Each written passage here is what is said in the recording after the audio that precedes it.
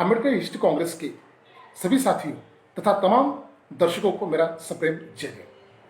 Ambedkar history Congress के संस्थापक अध्यक्ष तथा इतिहास अभ्यास मंडल मुंबई विश्वविद्यालय के अध्यक्ष डॉक्टर संदेश जी वाघ सर तथा इतिहास अभ्यास मंडल संत गाडगे बाबा अमरावती विश्वविद्यालय अमरावती के अध्यक्ष डॉक्टर संतोष जी बंसोड़ सर, हमारे मार्गदर्शक डॉक्टर बंसी जी Maske sir, doctor वसंती Dongre sir, doctor Anil ji सिंगारे सर तथा हमारे आत्मीय मित्र डॉक्टर प्रफुल्ल जी राजवाड़ी सर, इन तमाम साथियों को मेरा सादर प्रणाम। मैं प्राध्यापक डॉक्टर दिलीप तेलन आज आपके सामने अम्बेडकर हिस्ट्री कांग्रेस के तहत व्याख्यानमाला में व्याख्यान देने के लिए यहाँ पे मौजूद हूँ। साथियों, आप सभी लोगों को ज्ञात होगा कि विगत 2 महीने से हम डॉक्टर बाबा साहब अम्बेडकर जी के कार्य पर, उनके विचारों पर फेसबुक के जरिए व्याख्यानमाला शुरू कर चुके हैं। डॉक्टर बाबा साहब अम्बेडकर जी के 129वें जयंती के उपलक्ष्य में यह ऑनलाइन व्याख्यानमाला में आज तकरीबन 108 लेक्चर बाज़ाब्ता हमने यहाँ पे बेखूबी से अंजाम दिए हैं। आज अम्बेडकर हिस्ट्री कांग्रेस लगभग 3.25 लाख लोगों तक पहुँच चुकी है। मेरा आज का जो विषय है वो है स्त्रियों के सामाजिक उत्थान में डॉक्टर बाबा साहब अम्बेडकर जी की भूमिका। लेकिन समय की पाबंदी को ध्यान में रखते हुए मेरा जो लेक्चर है वो सिर्फ 30 मिनट का होगा। इसी लेक्चर का एक दूसरा भाग जो कि जो विस्तृत स्वरूप से होगा, वो दूसरा भाग जल्दी यहाँ पे हम पेश करेंगे। हालांकि यहाँ पे एक दिक्कत ऐसी है कि बाबा साहब अम्बेडकर जी जो कार्य किए वो कार्य इतने बड़े पैमाने में किए हैं समाज के सभी वर्ग के लिए, चाहे वो दलित हो, अछूत हो, महिलाएं हो, कामगार हो, हर वर्ग के लिए उन्होंने बहुत बड़ा काम किया है। उनके किसी भी एक कार्य को अगर हम यहाँ पे दर्शाना शुरू करें, बताना शुरू करें, व्यक्त करना शुरू करें, तो उसे मुमकिन नहीं कि किसी एक लेक्चर में समेटा जाए। मैं कोशिश करूँगा कि उनकी महिलाओं के संबंध में, उनके जो कार्य है सिर्फ महिलाओं के संबंध में, मैं अपना लक्ष्य से वही पे केंद्रित करना चाहूँगा। दोस्तों, भारतीय समाज व्यवस्था में एक दोगलापन हमें नजर आता है। दोगलापन इस तरह से कि समाज में दिखाई तो देता है कि एक तरफ नारी को कहा जाता है कि यत्र नारीस्तु पूजयन्ते रमयन्ते तत्र देवता, लेकिन दूसरी तरफ सच्चाई इसके बिल्कुल ही विपरीत नजर आती है। आखिर सच्चाई क्या है फिर? तो सच्चाई यह है कि महिलाओं को मनुस्मृति के दायरे में जो भी बंधन डाले गए हैं, उन बंधनों में उसको बांध कर रखा गया है।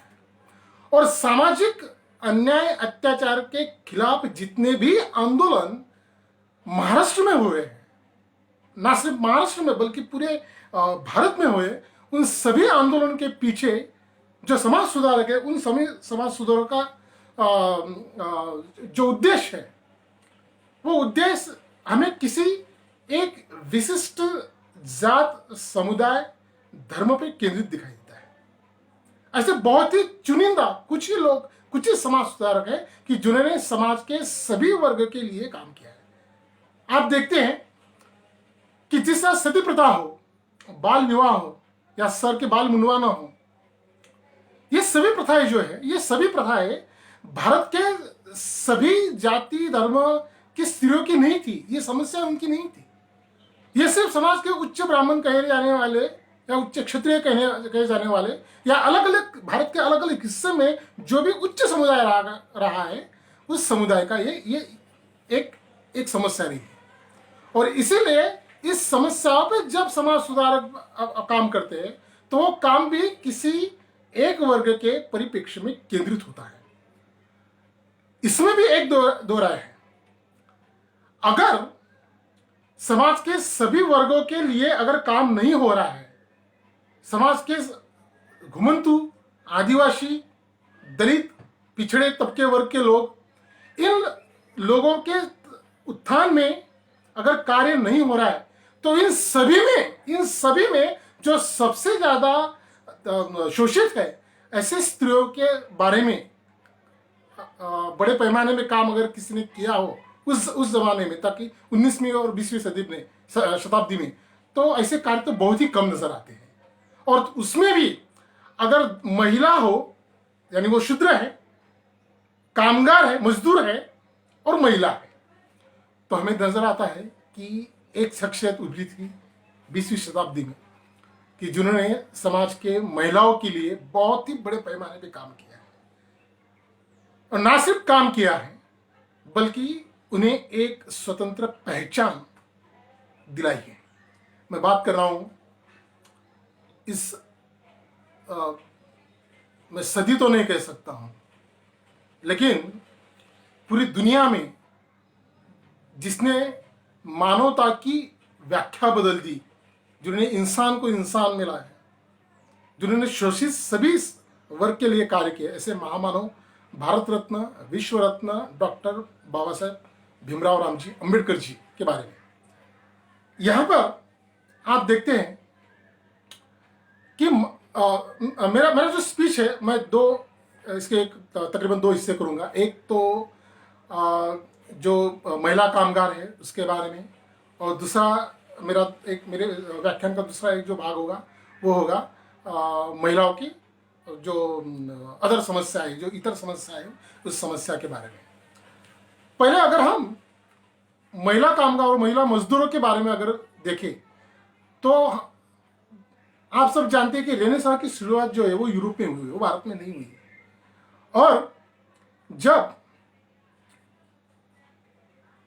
आप देखते हैं कि जब पूरे यूरोप में यांत्रिकीकरण शुरू हुआ, जब औद्योगिक क्रांति का बड़े पैमाने में फैलाव हुआ, तो अलग अलग जगह पे कारखानों की निर्मित हुई, और इस कारखाना में काम करने वाले जितने भी मजदूर लोग थे, उन मजदूर लोगों की चेतना धीरे धीरे एक साथ खड़ी होनी शुरू होती है। फिर जिसमें से विप्लव तैयार होता है, विद्रोह तैयार होता है, एक संगठन तैयार होता है, एक आइडियोलॉजी तैयार होती है। महाराष्ट्र में सबसे पहले कावसजी दावर, इन्होंने 11 जुलाई 1851 में पहली कपड़ा मिल स्थापन की। उसके बाद दिनांक 23 सितंबर 1874 में महात्मा ज्योतिबा फुले के जो अनुयायी थे, जो अनुचर थे, वो नारायण मेघाजी लोखंडे, उन्होंने बॉम्बे मिल हैंड एसोसिएशन की स्थापना की। और उसके बाद महाराष्ट्र के मजदूरों में बड़े पैमाने पे उनमें एक चेतना का संचार हुआ। उन पे होने वाले अत्याचारों के खिलाफ, उनमें होने वाले एक शोषण के खिलाफ एक संगठन की जरूरत उन्हें भी महसूस हुई। महाराष्ट्र में 20वीं शताब्दी में मजदूरों के आंदोलन को मार्क्सवादी दृष्टि से देखना तब शुरू हुआ, लेकिन मजदूरों में बड़े पैमाने पर संगठित इकाइयां हमें उस वक्त नजर नहीं आती है या दिखती नहीं है। ऐसे समय में बाबा साहब ने मजदूरों के हितों की बात पहले उठाई है। ये बात हमें गौर करने जैसी है। आप देखते हैं कि 13 फरवरी 1938 में मनमाड़ में दलित कामगार नगर जो है, दलित मजदूर नगर, उस वक्त दलित कामगार नगर जो था, वहां पे अछूत महिलाओं की एक मजदूरों की एक सभा का आयोजन किया गया, जिसमें हजारों महिलाएं शामिल हुई। जिस सभा में मैनाबाई शामराव भोड़े अध्यक्ष थी, और स्त्री वहां पे मौजूद जितने भी मजदूर थे, महिला मजदूर थे, उन मजदूरों को मार्गदर्शन करते हुए डॉक्टर बाबा साहब अम्बेडकर ने ऐसे कहा था कि मुंबई प्रांत, उस वक्त का जो मुंबई प्रांत था, यानी मुंबई से लेकर आप देखते हैं कि नीचे कोकण से लेकर गुजरात के सूरत तक, मुंबई प्रांत में जो मुंबई और अहमदाबाद है, वहां पे स्थित कपड़ा कारखानों में जो बुताई विभाग रहता है, जहां पे धागे की बुताई होती है, उस बुताई विभाग में दलित मजदूरों को नकारा गया है, दलित मजदूरों को लिया नहीं जाता है। तो इसका जिक्र उन्होंने उस सभा में करने के बाद दलित पर जो अत्याचार होते हैं, उसमें भी दलित काम मजदूरों पर जो अत्याचार होते हैं, उसमें जाति की व्यवस्था, जाति का शोषण किस प्रकार कार्य करता है, इस बात पे उन्होंने जोर दिया और उसके खिलाफ आवाज उठाई।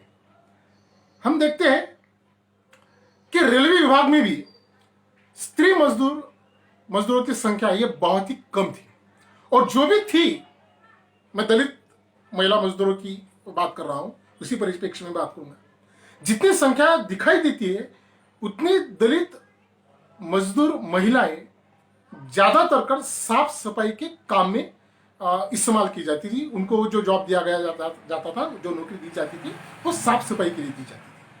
और आज भी हम देखते हैं कि नगर निगम हो, नगर पालिका हो, महानगर पालिका हो, या फिर जहां भी सफाई से संबंधित कोई काम होता है तो वो ऐसे ही मजदूरों को दिया जाता है, ऐसी मजदूर औरतों को दिया जाता है कि जो समाज के निचले तबके वर्ग से आती है।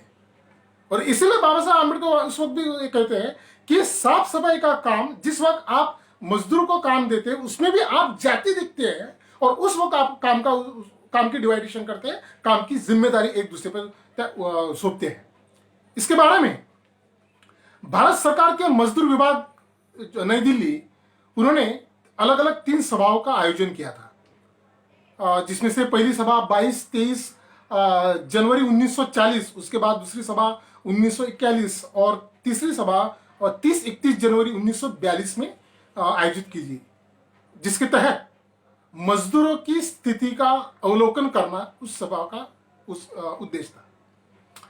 ऐसी चौथी सभा 7 अगस्त 1942 को दिल्ली में आयोजित की गई, और उस सभा में बाबा साहब अम्बेडकर जी ने स्त्री मजदूरों की समस्याओं पर सबका ध्यान आकर्षित किया।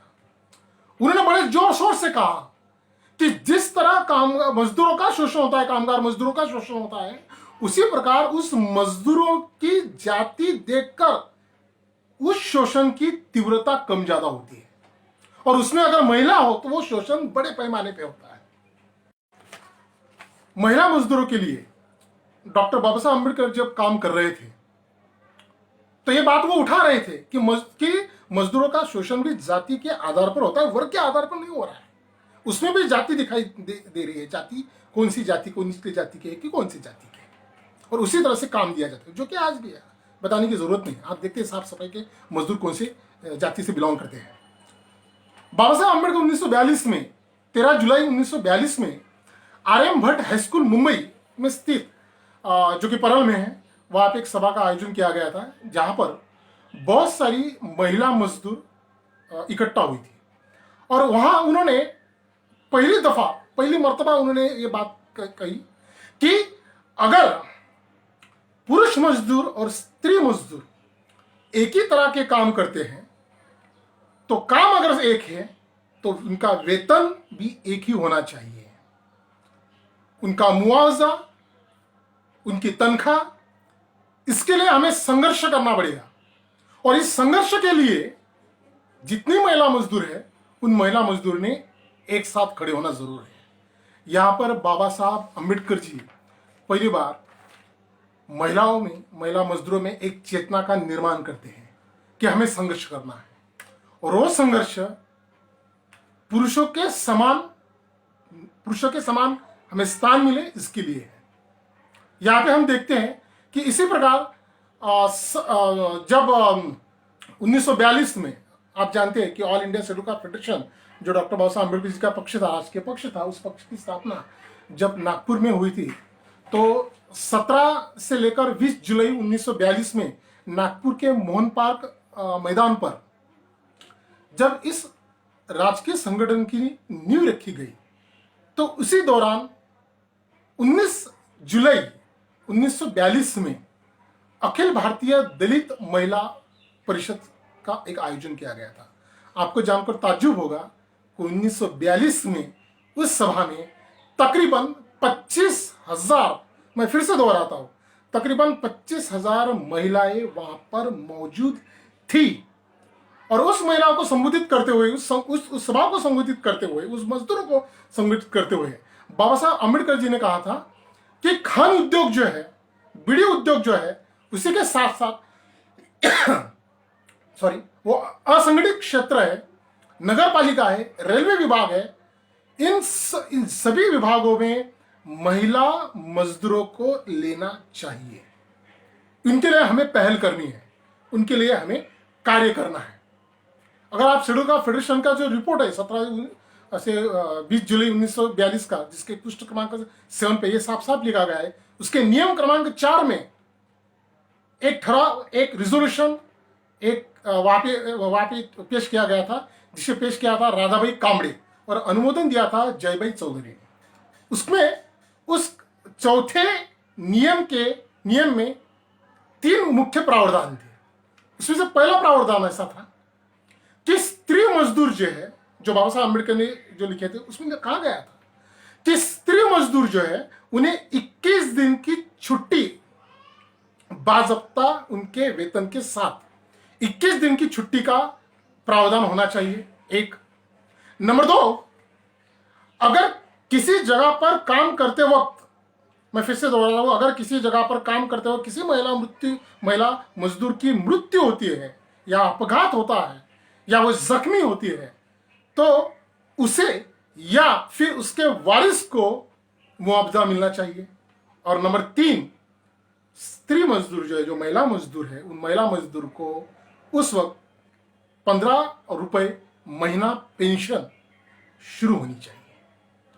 दोस्तों, महिला मजदूरों को पेंशन की बात भारत में उठाने वाले पहले व्यक्ति, पहली शख्सियत डॉक्टर बाबा साहब अम्बेडकर थे। यहां पर किसी जाति का, किसी वर्ग का, किसी संप्रदाय का उल्लेख नहीं है। महिला मजदूर कहा गया है और महिला मजदूर का चाहे वो किसी भी जाति की हो, किसी भी संप्रदाय से हो। बाबा साहब अम्बेडकर उन सारे मजदूरों का यहाँ पे ख्याल रखते हैं, उन सारे मजदूरों की बात रखते हैं जो किसी भी जाति संप्रदाय से आते हो।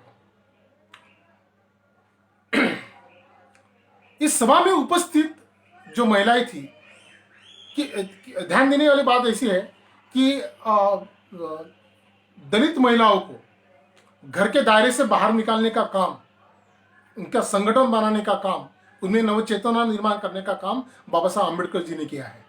और यहाँ पे जो महिला उपस्थित थी, जिन्होंने बाद में बड़े पैमाने पे संगठन को जो चलाया, उसमें थी मंजुळा कानफड़े, लतिका गजबिये, सुलोचना नाइक, साथ साथ चंद्रभागा पाटिल, कौशल्या नंदेश्वर और न जाने ऐसी कितनी महिलाएं उसमें थी। मैं आगे बढ़ूंगा। 29 जुलाई 1942 में नई दिल्ली यहां पे केंद्रीय विधिमंडल जो है, वो केंद्रीय विधिमंडल में खान मजदूर के मातृत्व बिल एक वहां पे आया था। यानी जो कि अलग अलग खानों में काम करते हैं, जैसे कोयले के खान हो या फिर कोई अलग अलग खानों, ऐसे खानों में जो काम करते हैं उन महिलाओं के मातृत्व से संबंधित एक बिल वहां पे पेश किया गया था, जिस बिल पे चर्चा करते वक्त डॉक्टर बाबा साहब अम्बेडकर जी ने खान मजदूर मातृत्व बिल 1941 में जो बना था उसमें सुधार की जरूरत है, ये बात वहां पे दोहराई थी कि जो बिल 1941 में बनाया गया है उसमें सुधार की जरूरत है और उसके तहत गर्भवती जो स्त्री मजदूर है उन सबको मातृत्व की छुट्टी, जिसे हम मैटरनिटी लीव कहते हैं, उस मैटरनिटी लीव का प्रावधान डॉक्टर बाबा साहब अम्बेडकर जी ने सभी औरतों के लिए उस वक्त किया था। आप सब जब जानते हैं कि दूसरे विश्व युद्ध के दौरान सारे विश्व में, सारी दुनिया में कोयले की बड़े पैमाने पे उसकी एक कमतरता वहां पे उभर कर सामने आई थी। आप सब जानते कि उस वक्त बड़े पैमाने पे उत्पादन की क्षमता बढ़ाने पे सभी मुल्क जोर शोर से प्रयत्न कर रहे थे, चाहे वो शस्त्र हो, चाहे वो अलग तरह के उद्योग हो। तो कोयला जो है, तो पूरे विश्व में कोयले की एक बहुत बड़ी जरूरत पैदा हुई और हम देखते हैं कि इसको मद्देनजर 8 फरवरी 1944 को नई दिल्ली में केंद्रीय मंत्रिमंडल की एक बैठक हुई, जिसमें कोयला खानों में स्त्री मजदूर पे जो प्रतिबंध लगाया गया था उस प्रतिबंध पे बहस शुरू थी। बहस इस बात से थी कि कोयला खानों में क्या महिला मजदूरों को हम काम पे भेज सकते हैं या भेजना उचित होगा या नहीं होगा। और तब डॉक्टर बाबा साहब अम्बेडकर जी ने कहा था, बाबा साहब अम्बेडकर जी कहते हैं कि अंतरराष्ट्रीय रिवाज के अनुसार आपातकाल में बहुत सारे मुल्कों ने अपनी अपनी प्रथाएं, अपने अपने रिवाज, अपने अपने नियम तोड़े हैं। वैसा अधिकार हर राष्ट्र को होता है, जिसे 1940 में जिनेवा अंतरराष्ट्रीय संगोष्ठी में स्वीकारा भी गया है। और इसीलिए बाबा साहब अम्बेडकर ये बात कहते हैं कि युद्ध काल में जो कोयले की कमी पैदा हुई है वो कमी मजदूरों की कमी की वजह से है और इसीलिए हमें महिला मजदूरों को भी कोयला के खानों में काम करने का अधिकार देना चाहिए, ताकि ज्यादा से ज्यादा कोयला उत्पाद हो और देश की अर्थव्यवस्था ऐसे समय में, आपातकाल के समय में भी टिकी रहे। और बाबा साहब आम्बेडकर इसके तहत महिला कामगारों के लिए फिर से खड़े होते हैं। और फिर भी एक एक पता नहीं क्यों जानबूझकर बाबा साहब आम्बेडकर के बारे में कहा जाता है कि उन्होंने जो कार्य किए वो कार्य सिर्फ किसी विशिष्ट संप्रदाय के लिए किए, किसी विशिष्ट वर्ग के लिए किए, या किसी विशिष्ट जाति के लिए किए। बाबा साहब आम्बेडकर के जो कार्य है वो मजदूरों के लिए भी इतने बड़े पैमाने में कि शायद इतना किसी मार्क्सवादी मूवमेंट ने की हो। इसकी इसकी जानकारी हमें मिलती है डॉक्टर बाबा साहब आम्बेडकर राइटिंग स्पीचेस के जो 10वां खंड है, उस 10वें खंड में, जिसे lifting of ban and employment of woman on underground working coal mines के पेज नंबर 19 पे भी वो लिखा गया है। और इसके चलते जो बहस छिड़ी हुई थी केंद्रीय मंत्रिमंडल में, उस बहस में एक पुख्ता निर्णय लिया गया और महिलाओं को कोयले की खान में काम करने की परमिशन दी गई। महिला मजदूर साथ ही साथ बाबा साहब आम्बेडकर जी ने जो काम किए वो उसमें से एक महिला मजदूर को मद्देनजर रखते हुए नजर आता है कि महिलाओं के काम के घंटे कितने होने चाहिए। क्योंकि हम देखते हैं कि पुरुष मजदूर और महिला मजदूर, इनके काम के जो घंटे हैं वो अलग अलग थे और वेतन में भी फर्क नजर पड़ता है। महिला मजदूर के काम के घंटे कितने हो, इसके बारे में 4 अप्रैल 1944 में नई दिल्ली में केंद्रीय मंत्रिमंडल की बैठक हुई, जिसमें फैक्ट्री एक्ट पर बहस थी। और इस फैक्ट्री एक्ट पर बहस में बाबा साहब जी ने ऐसा कहा था कि ये इस एक्ट में जो कलम है, कलम 9 हो, 19 हो, 23 हो, 45 हो या 54 हो, इन सभी कलमों में, इन 5 कलमों में उन्होंने 4 प्रकार के सुधार व्यक्त किए थे कि ये 4 प्रकार के सुधार हम अगर करते हैं तो हमें वेतन के बारे में, काम के घंटे के बारे में हमें एक निश्चित तौर पे एक जानकारी उपलब्ध होगी और जिसपे हम काम कर सकते हैं, जिसे फिर स्वीकार गया है। यहाँ पे मैं अपने व्याख्यान का पहला जो पार्ट महिला मजदूर के बारे में बाबा साहब आम्बेडकर जी के जो कार्य थे उसमें मैं यहाँ पे समाप्त करूंगा। और दूसरा जो महिलाओं के प्रति बाबा साहब आम्बेडकर का कार्य था वो आप सब जानते हो, वो हिंदू कोड बिल से है। हिंदू कोड बिल जिसमें आप देखते हैं कि जब हिंदू कोड बिल विधिमंडल में लाया गया था तो उसे बड़े पैमाने पे उस पर एक विरोध हुआ। यह विरोध क्यों हुआ? मैं समझता हूं यह विरोध धर्म व्यवस्था की जो इकाई है, धर्म व्यवस्था की जो नींव रखी गई है, धर्म व्यवस्था की जो नीतियां हैं, उस नीतियों पे वो आघात करता है। स्त्रियों के सामाजिक उत्थान में हिंदू कोड बिल एक बहुत बड़ी पहल थी जो बाबा साहब आम्बेडकर जी ने रखी थी, लेकिन फिर भी इससे विरोध हुआ। फिर भी हिंदू कोड बिल को विरोध हुआ। हिंदू कोड बिल जब बनाया गया था तब उसमें 139 कलमें थी और एक परिशिष्ट था। 12 अगस्त 1948 में हिंदू कोड बिल पहली बार, जो कि कायदे मंडल रहता है, उस कायदे मंडल के पास पहली बार वो लाया गया था, पेश किया गया था। और 29 अगस्त 1948 के गैजेट में उसको प्रसिद्ध भी किया गया था 489 और 450 पेज नंबर पर। यहां पर हम देखते हैं कि हिंदू कोड बिल क्या था। तो हिंदू कोड बिल एक प्रकार के अलग अलग महिलाओं के लिए कानून की एक नियमावली थी, जिसमें महिलाओं को अलग अलग तौर के रियायतें दी गई थी। ये रियायतें उस पर समाज व्यवस्था, धर्म व्यवस्था और पुरुष मानसिकता के तहत जो अन्याय, अत्याचार, जो शोषण हो रहा था, उस शोषण से बचाव के लिए अलग अलग कानून का प्रावधान इस हिंदू कोड बिल में किया गया था। इसमें से 4-5 मैं यहाँ पे बताना चाहूंगा। एक था जो विवाह से संबंधित था, और हिंदू कोड बिल के तहत विवाह के जो 2 पद्धति को उन्होंने दर्शाया गया था। एक था शास्त्रोक्त विवाह और दूसरा था रजिस्टर्ड सिविल विवाह। तो रजिस्टर्ड सिविल विवाह जो है उसमें जो दुल्हा दुल्हन रहते हैं उनका वर्ण, उनकी जाति, उनका गोत्र, ये कोई भी भेद मायने नहीं रखता था। दूसरी बात है कि औरतों को विवाह विच्छेद का पूरा अधिकार दिया गया था। कोर्ट के जरिए वो अपना विवाह विच्छेद कर सकती थी। साथ ही साथ घटस्फोट का जो अधिकार है, यानी हम उसे अपने पति से छुटकारा अगर उसे चाहिए तो वो घटस्फोट ले सकती थी, तलाक ले सकती थी। हम इसे तलाक कहते हैं उर्दू में। तो तलाक का प्रावधान उसमें किया गया था और उसके लिए 7 अलग अलग प्रकार के रीजन दिए गए थे। उस वक्त 7 रीजन थे।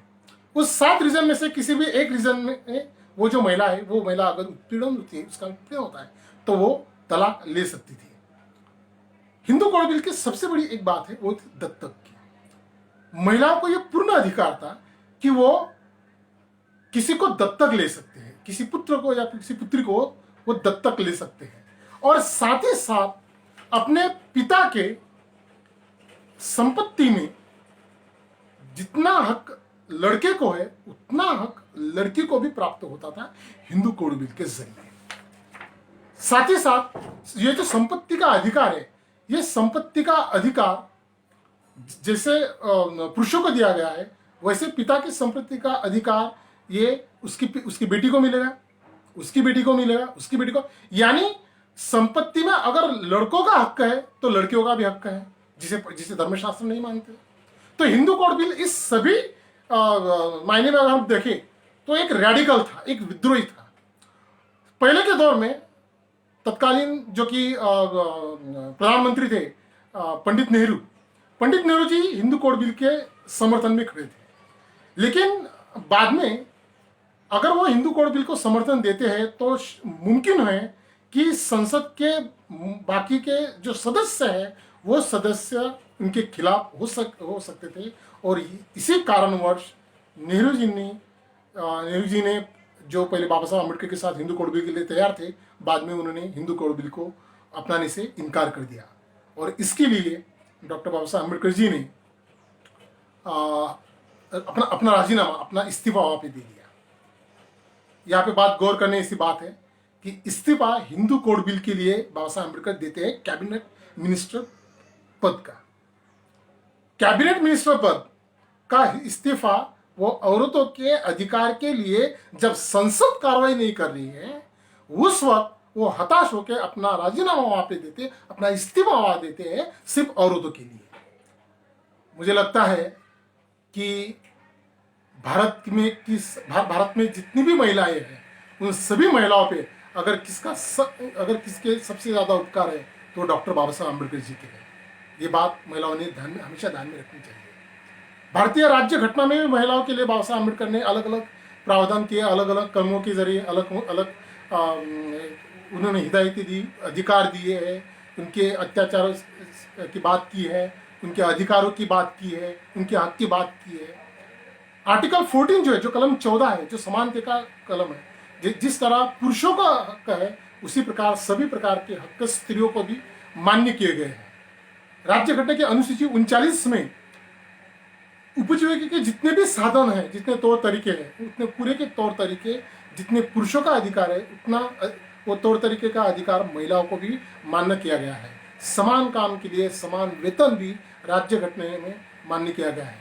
सितंबर 1951 में हिंदू स्त्रियों की उन्नति और अवनति, ये जो लेख है ये उस वक्त के महाबोधि एक मैगजीन में छपा था, जो डॉक्टर बाबा साहब अम्बेडकर जी का लेख था। उस लेखों में भी वो बात करते हैं कि भारत की महिलाएं जो है वो महिलाएं सिर्फ जाति व्यवस्था की परिप्रेक्ष्य में उसका शोषण नहीं हो रहा है, वो पितृसत्ताक व्यवस्था में भी उसका शोषण हो रहा है, हर जगह भी उसका शोषण हो रहा है। और इस शोषण के खिलाफ बाबा साहब अम्बेडकर जी न सिर्फ अपने विचार व्यक्त करते हैं बल्कि कार्य भी करते हैं और राज्य घटने के जरिए उनके उन्नति का, उनके उत्थान का मार्ग भी वो निर्माण